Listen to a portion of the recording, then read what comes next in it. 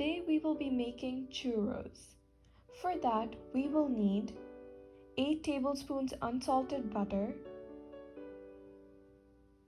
half cup water, 1 cup all-purpose flour, half cup milk, 4 cold eggs, 1/4 teaspoon salt, and 1 teaspoon sugar.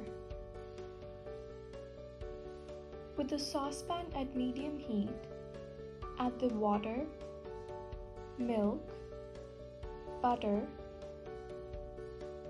sugar, and salt.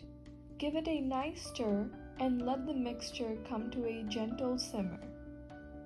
Add the all-purpose flour and mix it constantly until the dough comes together like so.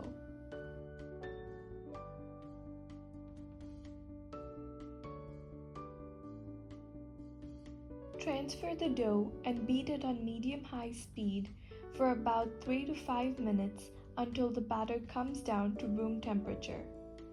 Then add the cold eggs one at a time and whisk it after every addition, incorporating each of them evenly.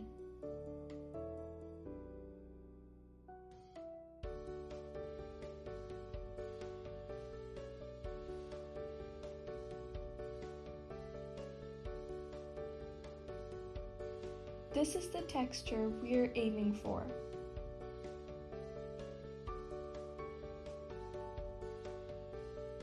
Then transfer the batter into a piping bag with a tip of your choice. Heat up 2 to 3 cups of vegetable oil at medium-high heat. Pipe out a desirable length of churro and cut it with a pair of scissors.